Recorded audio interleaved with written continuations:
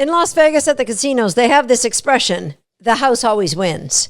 In dog training, there is a similar expression, and that is the environment always wins. But I'm here to tell you that doesn't have to be the truth. So let's get into it and let me share how we can neutralize that environment for your dog.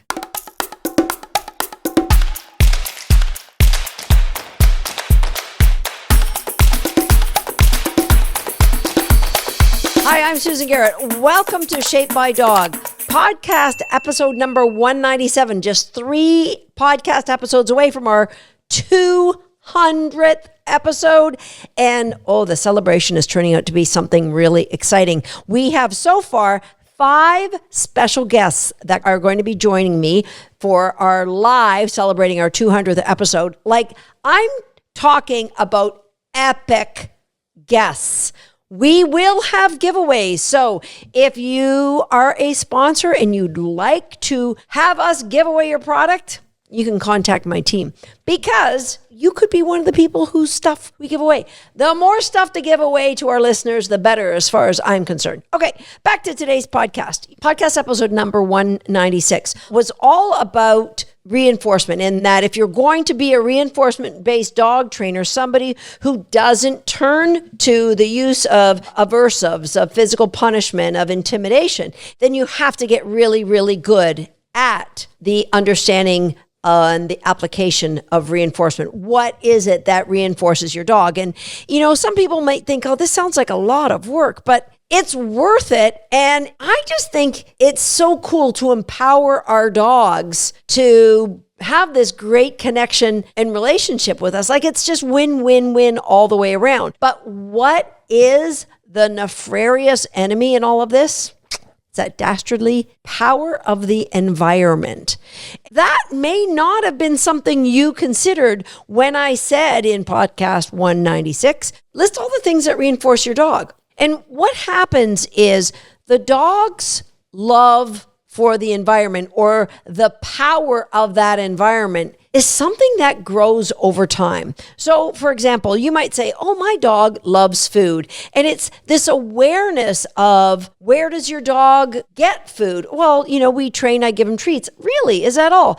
What about when he goes in the kitchen, he sniffs around the baseboard where you were cutting to see if there's any scraps? Guess what? He might sniff there 10 times, 20 times, nothing to be found. And then the 21st time, he finds a big chunk of cheese that you didn't know that had fallen. And if you listen to podcast episode number 174, I talked about dopamine hits are the highest when the dog gets a negative prediction error, meaning what they were expecting to get as a reinforcement was not anywhere near as good as what they got. And so if your dog finds this piece of cheese, then holy smokes, I'm going to start sniffing all my environments. Maybe there'll be manna from heaven on the floor somewhere else. And so this sniffing around, or maybe even start licking around, you, number one, might not notice it. Or number 2, you might utter the 3 words that will come back and bite you in the butt. And that is, I don't mind. Yeah, he sniffed the floor. He found something. I don't mind. See, layers of learning happening intentionally through us are really cool things when we're using reinforcement. Layers of learning, when they're happening accidentally through the environment, are equally as powerful, but they're working against us. Because what happens next is, in that dog's sniffing around the kitchen, one day the dishwasher is open and he starts sniffing and he's like, there's food left on these plates. So he'll start licking the plates. I don't mind. So then what happens is, I got stuff on the floor. I got stuff the next level up. What's this? It's a garbage bin. I'm just going to knock that over or flip the lid up and stick my head in. And there might not be anything in there the first time he does it, or the second, or the 10th, or the 20th. The 21st time, though, guess what? Ding, ding, ding. just like the jackpots in Las Vegas. He gets a big payout. Negative prediction error, boom, I'll be knocking over every garbage pan I can find. Now, you might mind about that. So you start taking the garbage bins, putting them up on the counter when you leave the room so that doesn't happen anymore. But we started on the floor. We got some good reinforcement there. We got up to the dishwasher, some more stuff there, went a little higher to the garbage bins. Now, what's at that height? Oh, this is like a baby's high chair. Look at the little bottom of the high chair. I find some crumbs. Oh, and just crumbs are good. Lo and behold, they keep sniffing time and time again. And I don't know what time it is that they're going to find big handfuls of food that the baby left there. Ding, ding, ding. The kitchen pays out big. Environmental rewards for the dog. Ding, ding, ding, ding, ding, ding. Found the floor, in the dishwasher, in the garbage can, on the baby's tray. How about I just check the counters? Like, just go right to the source. And all of a sudden, we get people writing in and saying, I don't know, out of the blue, he just started counter surfing. He was never a counter surfer. I don't know how it happened, Susan. It's that darn environment always wins. Environment always wins. And it isn't always just with food. It could be like your dog loves toys. We play with our toys. But what is a toy? Like, let's define a toy. Your socks, if you have a puppy, could be great toys. Or your slippers, or the kids' toys, piece of Lego. All of that are jackpots that the environment is doling out for the dog. So he starts to look in places that he wouldn't have looked before if he had never found those jackpots. And then, did you consider, when I asked you to think about all the things that your dog gets reinforced by, did you think about things like activities that the dog loves? So yes, spraying with the hose or going for a swim. What about if you do barn hunt or agility or lure coursing or, do you do bitey sports? Dogs love bitey sports. Or, do you do bird work? Hunting dogs. Those are massively exciting reinforcement. What about fly ball? Now, all of these things, amazing dopamine hits. I mean, off the charts. I come to this place. I didn't know what this place was. All of a sudden, I get to bite people's arms, or all of a sudden, I get to retrieve a bird. What is the thing before the thing every time you take your dog off to do barn hunt or to do a sport that they love or to go for a swim? What is the thing before the thing? And I talk about that in podcast episode number 16. What is it that your dog is doing? Most of the time, the dog has learned the second or third time out, I love this, I can't wait to do it. They might start squealing or pulling on leash, clawing themselves to get closer to where we start this event. And then you reinforce that behavior by taking them off the leash. Thing before the thing. In order to get what I want, I scream, I pull, I claw, and I get reinforced. Because the environment has all of these things. It could be chasing other dogs, chasing wildlife, right? That I have to bark, I'm pulling on leash, I'm barking, you let me off, I go, I chase. Now what we're doing is we're establishing for your dog, starting with the dishwasher, starting with the crumbs on the kitchen floor, all the way up to chasing dogs at a dog park or chasing wildlife in the woods, or playing sports that you love to play together. We're establishing that reinforcement happens away from you in the environment. So let's start checking out the environment. And let's start screaming more, because that gets us what we want. And if you've already established this pattern with your dog because you said those 3 little words, I don't mind if he licks the floor. I don't mind if he cleans up the baby's high chair. Actually, that's handy for me. You just didn't have that awareness. So now we have an awareness. Let's be intentional about where that reinforcement comes for our dog and how we can have it come through us, because that's when reinforcement-based dog training works the best. It isn't just about you training a certain way during a class for 1 hour a day and maybe practicing that certain way for 10 minutes throughout the week. That's reinforcement-based dog training done in isolation. But in order for reinforcement-based dog training to be most effective, it's got to be a way of life. It's got to be the way you breathe. It's got to be who you are. So you have to have an awareness of, where's my dog getting the reinforcement now?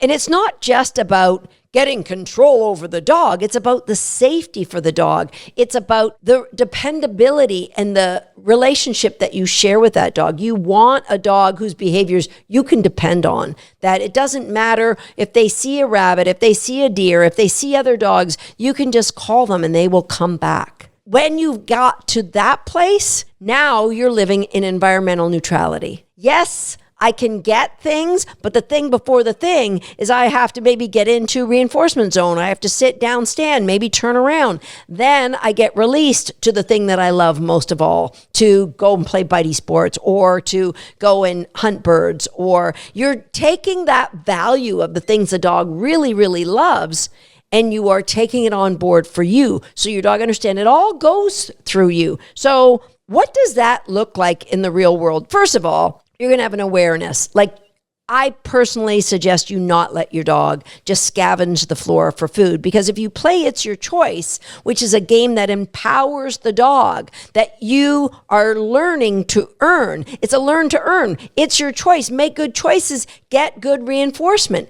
Then It's Your Choice should be in play when there's food on the floor in the kitchen. You should go, excuse me, I see food here. Who's gonna get that food?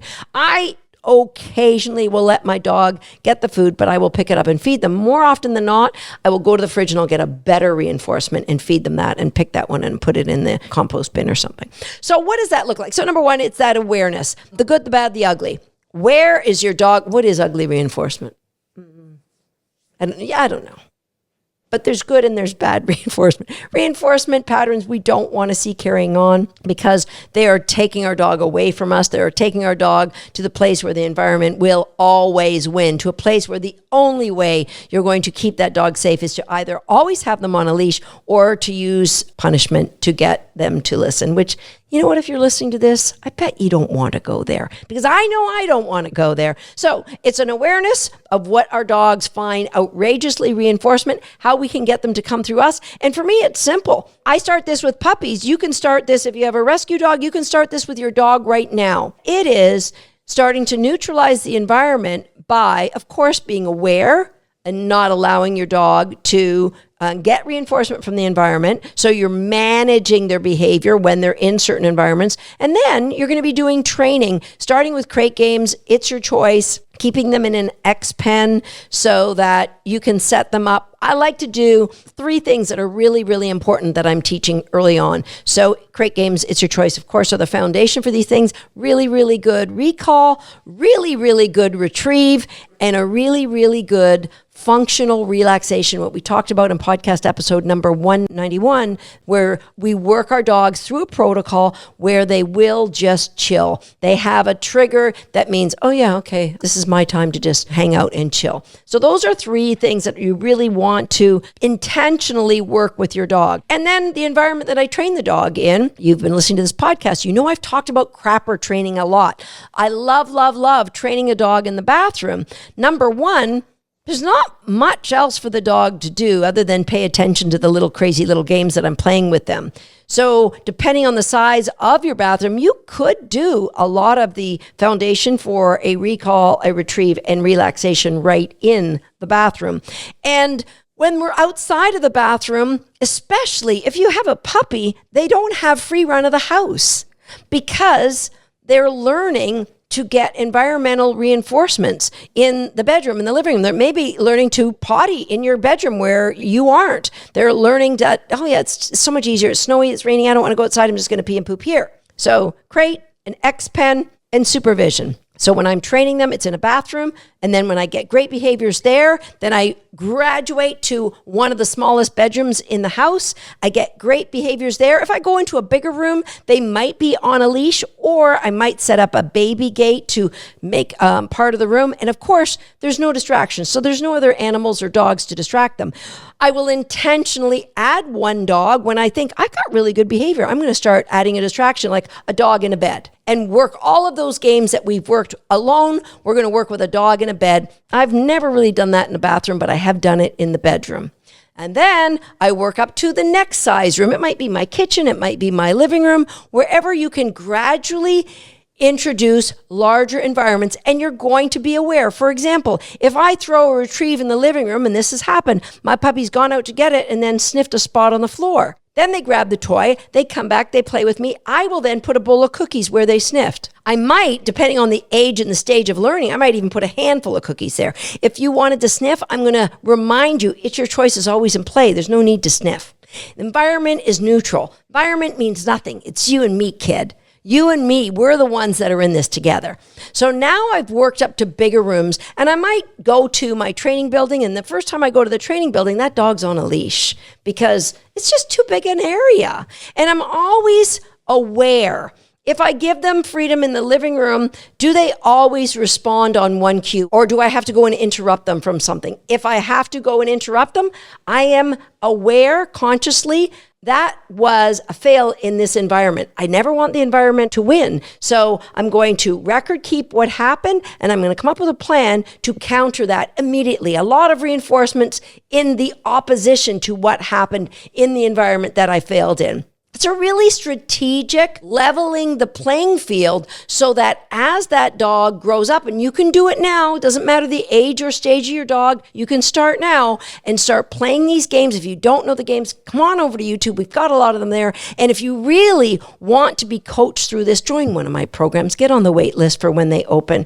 So we're growing the environment only when we're getting great behavior in that environment. You might then go to a dog park, but don't go inside. Here's the greatest thing about dog parks. They all have an outside.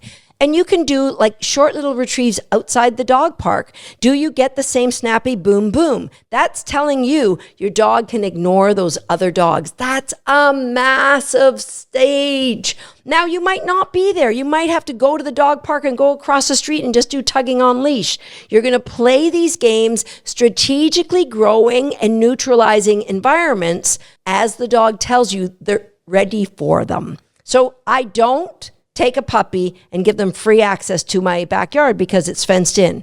Because I don't want massive holes in the backyard, and I don't want them to learn there's other things that I can be reinforced by other than you. I just don't want that. So I go out to the backyard, we play lots of games of engagement, we play lots of recall games, we play retrieves, and when we're walking together, if they want to smell things in the environment, that's fine. I might set them up with a little game of It's Your Choice on a walk so they learn that you don't eat things that you're sniffing on the walk. You're just sniffing for things on the walk. All right? So it's about building teamwork. It's about building focused trust and control in small environments. And then you're like saying, I think I've neutralized that environment. I think we're good in the bathroom. There is no way. Like at first, my puppies leave me in the bathroom to play with the little doing, doing, doing thing, that the door stopper, that stops pretty quick. Maybe after the first or second time in a bathroom, they're just all about the work. And now we've got this great working relationship, and we just keep growing the environments, adding a distraction of a dog. I might grow it and add a distraction of somebody playing with another dog. At that stage, the dog might look back to me,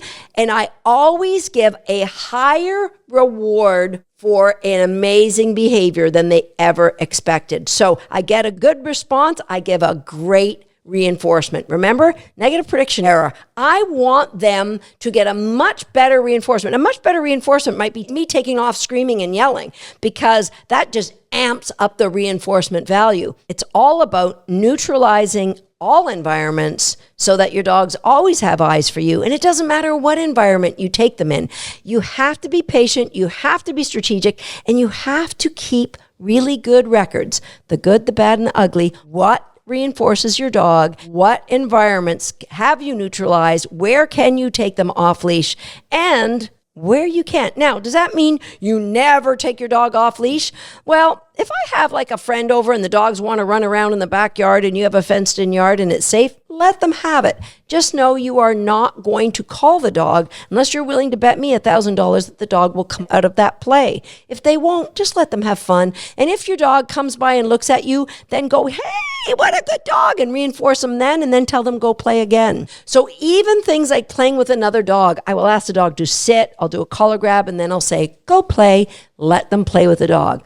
But you want to make sure you're building yourself into all the reinforcement that dog has so that neutralizing any environment becomes super easy. I hope this makes sense to you. Please come on over to YouTube, leave me a comment, let me know if the power in the environment and how that works against us when we're trying to train our dogs using reinforcement. If you can see that, if you've had an aha moment because of something I shared with you here, and if you are over here on YouTube, please like the video, love to hear from you, and get ready. If you aren't on our list to be invited to our 200th celebration, just check the link in the show notes or over here on YouTube, and you won't want to miss it. I promise. It's going to be epic. It's going to be fun. It's going to be lightning. So many good guests. And yeah, prizes. I'll see you next time right here on Shaped by Dog. Now, he's in a hurry because apparently he hasn't hit the subscribe button, and he's got a lot further to go than you do. Go ahead and hit the subscribe button now, turning on that notification bell so you'll never miss another video. And if you're already a subscriber, that's for you. Go ahead and grab your absolute best reinforcement.